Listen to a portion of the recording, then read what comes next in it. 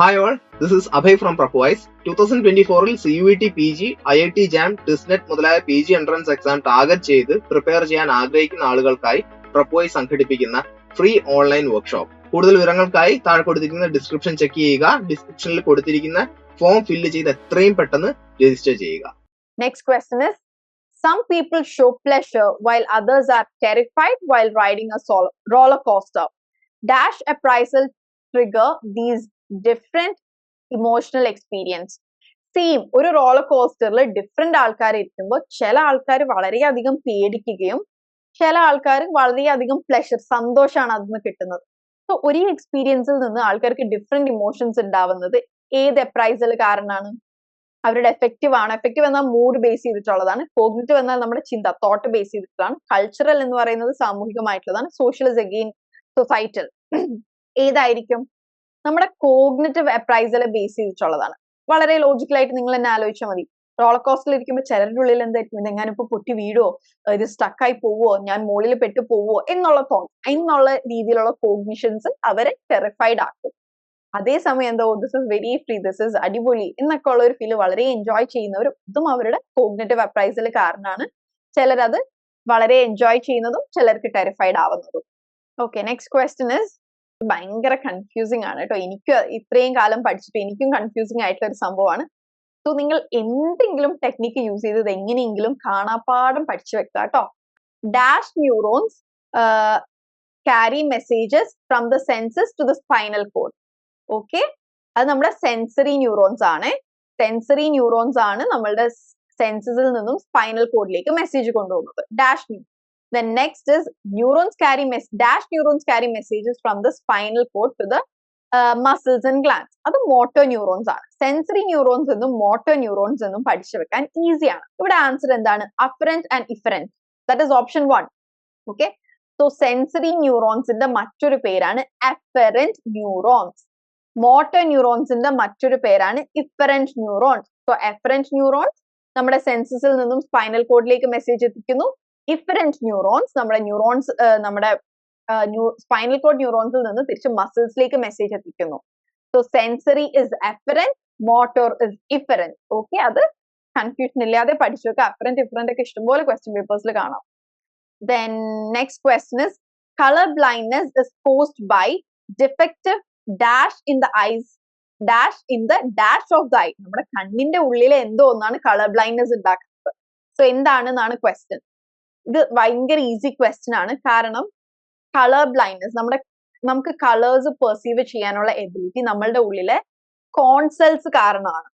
Okay, നമ്മളുടെ കണ്ണിന്റെ ഉള്ളിൽ കോൺസെൽസ് ഉള്ളത് കൊണ്ടാണ് നമ്മൾക്ക് കളേഴ്സ് ഐഡന്റിഫൈ ചെയ്യാൻ സാധിക്കുന്നത്. സി കളർ കോൺസ് അങ്ങനെ ഓർത്ത് വെച്ചാൽ മതി. ഓക്കെ, ഇപ്പൊ റോഡ് സെൽസ് മാത്രമേ ഉള്ളൂ എന്നുണ്ടെങ്കിൽ 2 ടൈപ്പ് ഓഫ് സെൽസ് ആണ് റോഡ് സെൽസ്, കോൺസെൽസ്. റോഡ് സെൽസ് ഉണ്ടെന്നുണ്ടെങ്കിൽ നമുക്ക് ബ്ലാക്ക്, ഗ്രേ, വൈറ്റ് ഒക്കെ മാത്രമേ ഐഡന്റിഫൈ ചെയ്യാൻ പറ്റുള്ളൂ. നമുക്കിപ്പോ റെഡ്, ബ്ലൂ, ഗ്രീൻ, യെല്ലോ എല്ലാം കാണാൻ സാധിക്കുന്നത് കോൺസെൽസ് ഉള്ളത് കൊണ്ടാണ്. സോ കോൺസെൽസ് ഡിഫക്റ്റീവ് ആയാൽ കളർ ബ്ലൈൻഡ്നെസ് ഉണ്ടാവും. So colour blindness is caused by defective cones in the dash of the eye. ഇവിടെ കോൺസ് വരുന്ന ഒറ്റ ഓപ്ഷനേ ഉള്ളൂ. So it's retina. And cone cells ഏറ്റവും കൂടുതൽ ഉള്ളത് നമ്മുടെ റെറ്റിനയിലാണ്. Okay, being able to run a statistical analysis on data from the experiment. Okay, ആ ഒരു സ്റ്റേറ്റ്മെന്റ് ഇവിടെ ഏത് ടൈപ്പ് ഓഫ് ഇന്റലിജൻസിനെയാണ് എക്സ്പ്ലെയിൻ ചെയ്യുന്നത്? Being able to run a statistical analysis on data from the experiment. Which of the following type of intelligence can be explained by the given statement? Creative intelligence, analytical intelligence, practical intelligence, interpersonal intelligence. ഇവിടെ വീണ്ടും സ്റ്റേൺബർഗിന്റെ triarchic theory ആണ് പറയുന്നത്. Interpersonal intelligence എന്നൊരു intelligence ട്രയാർക്കിക്കിൽ ഇല്ല. ക്രിയേറ്റീവും അനലിറ്റിക്കലും പ്രാക്ടിക്കലും ആണുള്ളത്. Being able to run a statistical analysis on data from the experiment. അതിന് നമുക്ക് എന്തൊക്കെ വേണം? ഇൻഫർമേഷൻ പ്രോസസ് ചെയ്യാനുള്ള എബിലിറ്റി വേണം, പ്രോബ്ലം സോൾവ് ചെയ്യാൻ സാധിക്കണം. സോ അതൊക്കെ ഏതിലാണ് വരുന്നത്? അനലിറ്റിക്കൽ ഇന്റലിജൻസിൽ വരുന്ന കാര്യങ്ങളാണ്. ഓക്കെ, നമ്മൾ നേരത്തെ ഡിസ്കസ് ചെയ്തില്ലായിരുന്നോ? ഇനി പറയുന്നുള്ളൂ. പ്രാക്ടിക്കൽ എന്താണ്? നമ്മുടെ ഡെയിലി ലൈഫ് കാര്യങ്ങളുമായി കോപ്പപ്പ് ചെയ്യാൻ സാധിക്കുക. ക്രിയേറ്റീവ് എന്താണ്? നമ്മുടെ പുതിയ ഐഡിയാസ് ജനറേറ്റ് ചെയ്യാനുള്ള എബിലിറ്റിനെ കാണിക്കുന്നു. Okay, that's it. Next question, according to Craik and Lockhart, levels of processing model, which of the following will have the best memory? Craig and Lockhart കൊണ്ടുവന്ന മോഡലാണ് levels of processing. So according to that model ഏത് തരത്തിലുള്ള വാക്കുകളായിരിക്കും ഏറ്റവും കൂടുതൽ മെമ്മറിയിൽ നിൽക്കുക? A word recognized as having 5 letters, a word recognized by the number of vowels in it, a word analyzed for its meaning, all the words will be equally remembered. ഇത് വായിക്കുമ്പോൾ തന്നെ എന്താ തോന്നുന്നത്? ഒരു വാക്കിൽ നമുക്ക് 5 ലെറ്റർ ഉള്ള ഒരു വേർഡ് എന്ന് ഓർത്ത് വെക്കാൻ പറ്റുമോ? ഇല്ല. മറിച്ച് വാക്കുകൾ കൂടുതൽ നമുക്ക് ഓർമ്മ ഉണ്ടാവുക അതിന്റെ അർത്ഥം ആക്കുമ്പോഴാണ്. അതുകൊണ്ടാണ് അർത്ഥം മനസ്സിലാക്കി പഠിക്കും എന്നൊക്കെ പറയുന്നത്.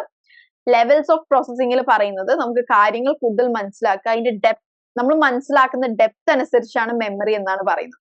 കൂടുതൽ ഡെപ്തിൽ ഒരു സാധനം മനസ്സിലാക്കിയാൽ അത് ഒരുപാട് കാലം നിൽക്കും. മറിച്ച് ഡെപ്ത് അല്ലാണ്ട് വെറുതെ ഒരു സംഭവം കാണുക മാത്രമേ ചെയ്തുള്ളൂ, നമ്മൾ മനസ്സിലാക്കിയിട്ടില്ലെങ്കിൽ അത് മെമ്മറിയിൽ നിന്ന് വേഗം പോവും എന്നാണ് ലെവൽസ് ഓഫ് പ്രോസസ്സിംഗ് മോഡൽ പറയുന്നത്. സോ ഇവിടെ കറക്റ്റ് ആയിട്ടുള്ളത് ഓപ്ഷൻ 3 ആണ്, a word analyzed for its meaning. Next question is identify the common obsessions. നമ്മൾ കോമൺ ആയിട്ട് പോപ്പുലേഷനിൽ കാണുന്ന കോമൺ ഒബ്സഷൻസ് എന്തൊക്കെയാണെന്നാണ് ചോദിക്കുന്നത്. Contamination, excessive checking, perfectionism, hoarding, unwanted sexual thoughts.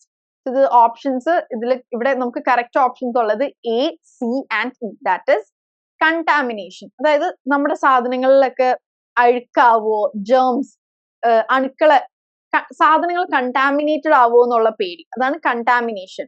C is perfectionism, അതായത് എല്ലാം നമുക്കൊരു കാര്യം ചെയ്താൽ അത് മതിയാവാത്ത പോലെ, ഇപ്പൊ വീട് അടിച്ചു വാരി പക്ഷെ അത് വീണ്ടും വീണ്ടും ചെയ്തുകൊണ്ടിരിക്കുന്നു, പെർഫെക്ഷനിസ്റ്റ് ആവാൻ വേണ്ടിയിട്ട്. Coming to last one, it's E, unwanted sexual thought. Okay, so ഒരു കോമൺ പോപ്പുലേഷനിൽ ഒബ്സഷൻസ് ആയിട്ട് കണ്ടുവരാൻ സാധ്യതയുള്ള കോമൺ സാധനങ്ങൾ, ഇനിയും ഒബ്സഷൻസ് ഉണ്ട് കേട്ടോ, ബട്ട് ഇവിടെ ഓപ്ഷൻസിൽ കൊടുത്തേക്കുന്നതിൽ ഈ 3 that is contamination, perfectionism, unwanted sexual thought. So നിങ്ങൾ ബാക്കി കോമൺ ഒബ്സഷൻസിനെ കുറിച്ചൊന്ന് വായിക്കുക കേട്ടോ.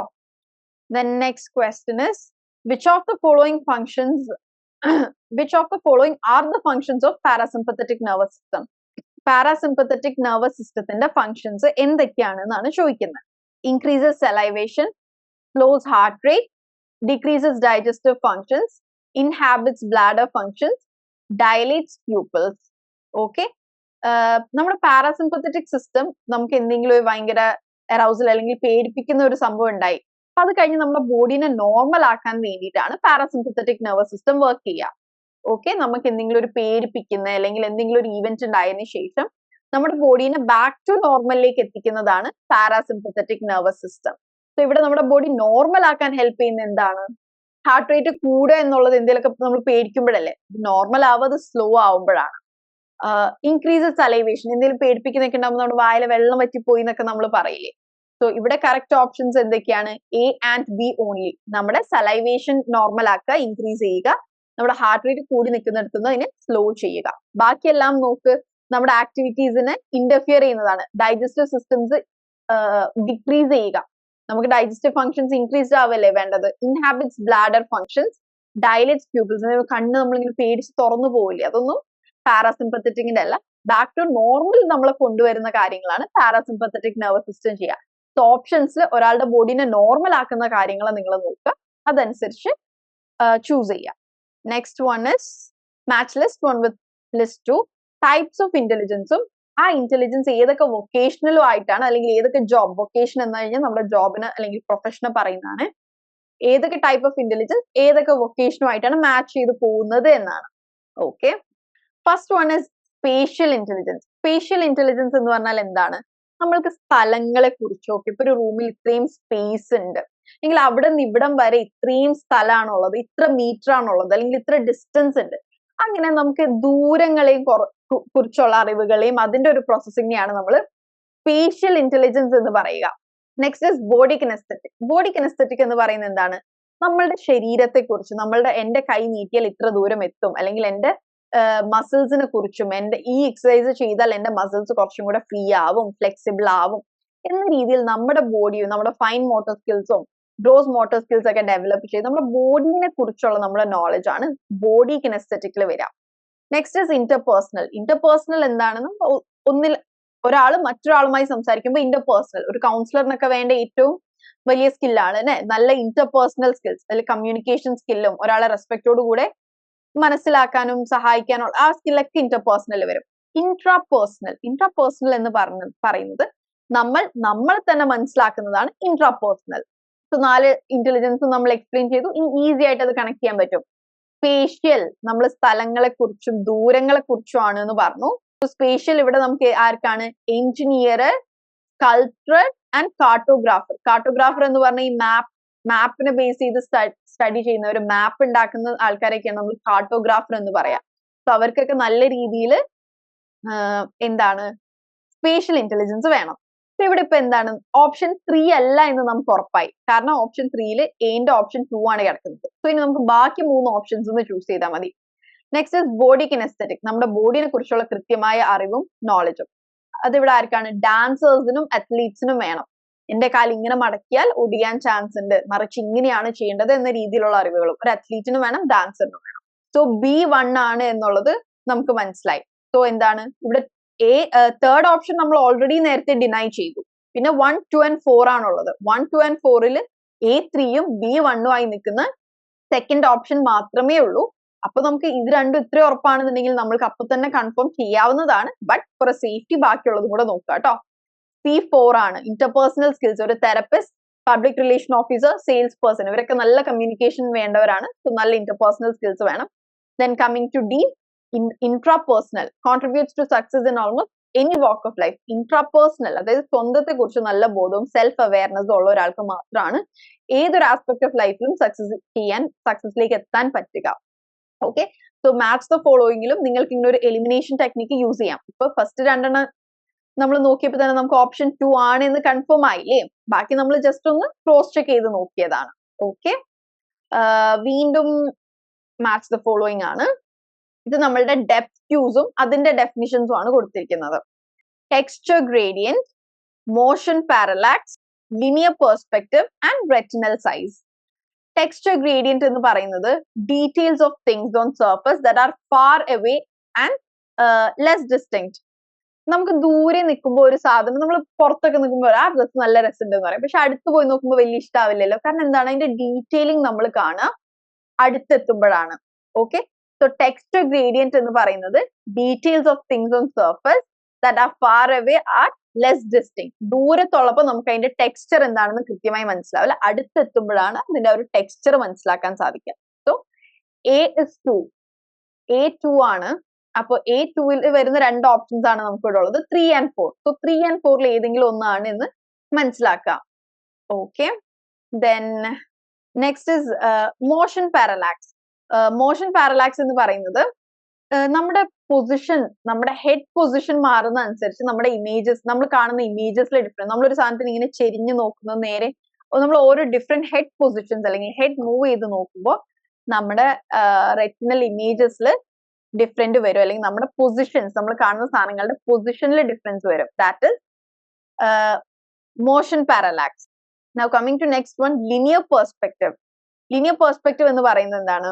നമ്മൾ ഇപ്പൊ രണ്ട് ലൈൻ ഇങ്ങനെ തന്നെയാണ് പോകുന്നത്, പക്ഷെ ദൂരെത്തുമ്പോൾ അത് കൂട്ടി യോജിക്കുന്ന പോലെ തോന്നും. നമ്മൾ റെയിൽവേ ട്രാക്ക് ഏറ്റവും ക്ലാസിക് എക്സാമ്പിൾ ആയിട്ട് പറയാൻ പറ്റുന്നതാണ് റെയിൽവേ ട്രാക്ക്. നമ്മളൊരു സ്ഥലത്ത് നിന്ന് ദൂരേക്ക് നോക്കുമ്പോൾ എന്താണ്, അത് കൂടി ഒന്നായി യോജിക്കുന്ന പോലെ തോന്നും. അതേപോലെ റോഡ്, മറ്റ് വണ്ടികളൊന്നും ഇല്ലാതെ നമ്മൾ ഒറ്റക്ക് റോഡിൽ പോവാണെന്നുണ്ടെങ്കിൽ നമ്മൾ ഇങ്ങനെ പോയി റോഡിന്റെ എൻഡ് എത്തുമ്പോൾ അതൊരു ഷാർപ്പ് എഡ്ജ് ആവുന്നത് പോലെ, അല്ലെങ്കിൽ ഒരു പോയിന്റിലേക്ക് ആ രണ്ട് വശങ്ങളും ഒരു സൈഡിലേക്ക് ആവുന്നത് പോലെ, ഒരു പോയിന്റിലേക്ക് ആവുന്ന പോലെ തോന്നും. പക്ഷെ നമ്മുടെ തോന്നലാണ്, ആക്ച്വലി അങ്ങനെ ഒരു സംഭവം ഇല്ല. അതിനെ പറയുന്നതാണ് linear perspective.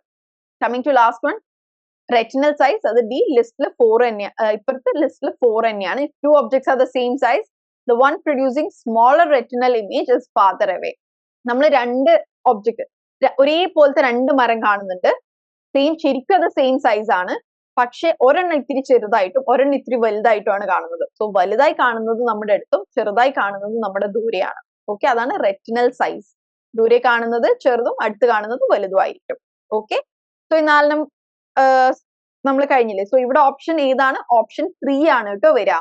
Okay, that is A2, B3, C1 and B4. ഇവിടെ കറക്റ്റ് ആൻസർ ഓപ്ഷൻ 3 ആണ്.